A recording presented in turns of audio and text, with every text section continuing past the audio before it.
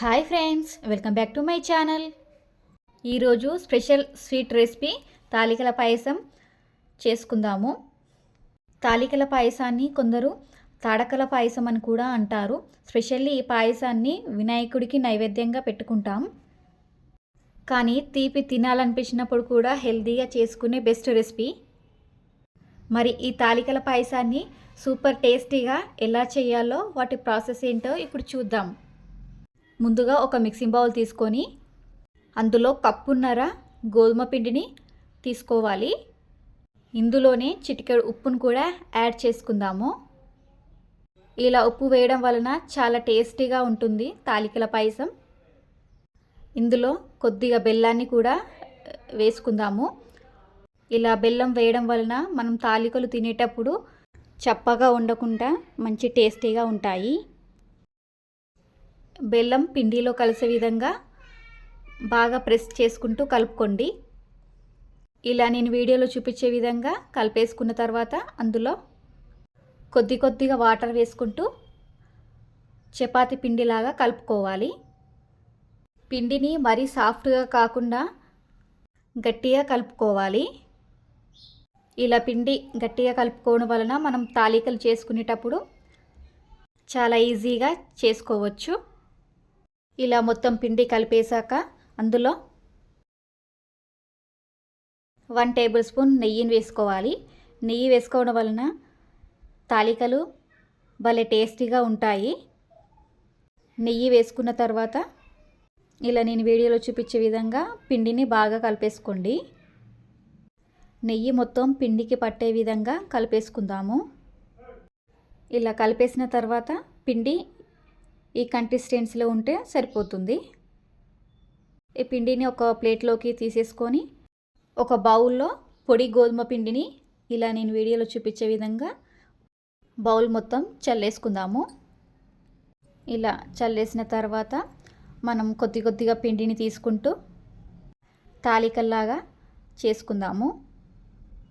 ఈ తాలికలను చేతితో కాకుండా ప్లేట్ పైన కానీ లేదా చపాతీ చేసుకునే పీట పైన పొడి పిండిని చల్లుకుంటూ చేసుకోవచ్చు.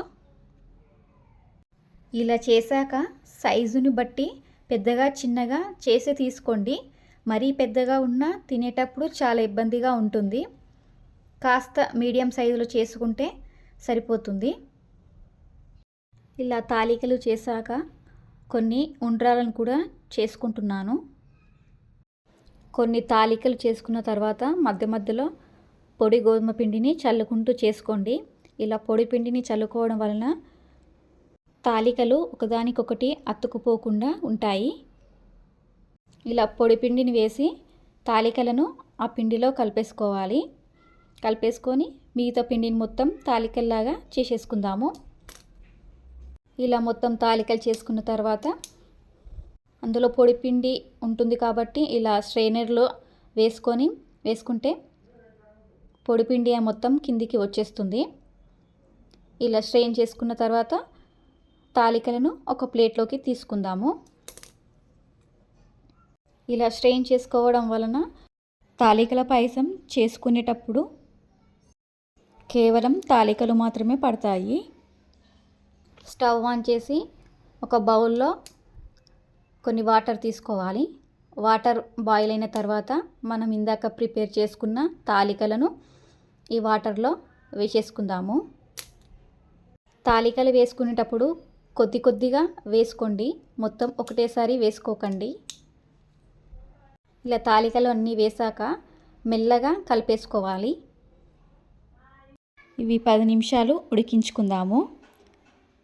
10 నిమిషాల తర్వాత తాలికలు ఉడికాయో లేదో అని చెక్ చేసుకుందాము. ఇలా నేను వీడియోలో చూపించే విధంగా తాలికలు ఉడికితే సరిపోతుంది. ఈ విధంగా ఉడికిన తర్వాత అందులో కాచి పెట్టేసుకున్న పాలను 1 కప్పు వరకు వేసేసుకుందాము. కప్పు పాలను వేసి ఒకసారి కలిపేసుకోవాలి. ఈ పాలు మరిగేలోపు మనం ఇంకొక స్టవ్ పైన ఒక కడాయి పెట్టేసుకొని అందులో 1 టేబుల్ స్పూన్ నెయ్యిని వేసుకోవాలి. నెయ్యి కరిగిన తర్వాత అందులో కిస్మిస్, బాదం, కాజు, ఎండు కొబ్బరి ముక్కలను వేసేసుకుందాము. ఎండు కొబ్బరి ముక్కలు వేసుకుంటే తాలికల పాయసం చాలా టేస్టీగా ఉంటుంది. ఒక స్టవ్ పైన పాలు మరుగుతున్నాయి, ఇంకొక స్టవ్ పైన డ్రై ఫ్రూట్స్ని వేయించుకుంటున్నాము. ఇలా డ్రై ఫ్రూట్స్ ఇలా వేగిపోతే సరిపోతుంది. స్టవ్ పై నుండి దించేసుకోవాలి. పాలు మరుగుతున్నాయి.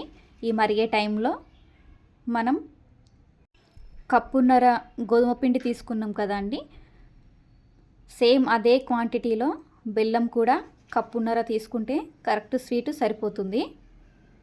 కొంచెం స్వీట్ ఎక్కువ తినే వాళ్ళైతే ఒక 2-3 స్పూన్స్ బెల్లాన్ని యాడ్ చేసేసుకోండి. ఇక్కడ బెల్లం కరిగిపోయేలోపు మనం పొడి గోధుమ పిండిని ఒక చిన్న కటోరలో తీసుకొని కొద్దిగా వాటర్ వేసి నేను వీడియోలో చూపించే విధంగా కలుపుకోవాలి. ఇలా బెల్లం మొత్తం కరిగిపోయిన తర్వాత ఇందాక కలిపి పెట్టుకున్న పిండిని వేసుకోవాలి. ఇలా పిండి వేసుకోవడం వలన పాయసం చిక్కగా క్రీమీగా ఉంటుంది. 1/2 టీ స్పూన్ ఉప్పును వేసేసుకోవాలి. ఉప్పు వేసుకుంటే తాలికల పాయసం చాలా టేస్టీగా ఉంటుంది. ఉప్పు వేసి ఒక 2 మినిట్స్ వరకు మరిగించిన తర్వాత అందులో 1 టేబుల్ స్పూన్ యాలకుల పొడిని వేసుకుందాము. యాలకుల పొడి వేసిన తర్వాత ఒకసారి కలిపేసి మనం ఇందాక వేయించుకున్న డ్రై ఫ్రూట్స్ని తాలికల పాయసంలో వేసుకుందాము. డ్రై ఫ్రూట్స్ వేసిన తర్వాత ఒకసారి కలిపేసుకొని స్టవ్ ఆఫ్ చేసేసుకోవాలి. అంతేనండి, స్టవ్ పై నుండి దించి సర్వింగ్ బౌల్కి సర్వ్ చేసేసుకుంటే టేస్టీ తాలికల పాయసం రెడీ. ఈ తాలికల పాయసం మీకు నచ్చినట్లయితే ఒక లైక్ చేయండి. ఇలాంటి మరిన్ని టేస్ట్ అండ్ వెరైటీ రెసిపీస్ కోసం ఈ ఛానల్ని సబ్స్క్రైబ్ చేసుకోండి. పక్కనే ఉన్న బెల్ ఐకాన్ను మర్చిపోవద్దు. Thank you for watching.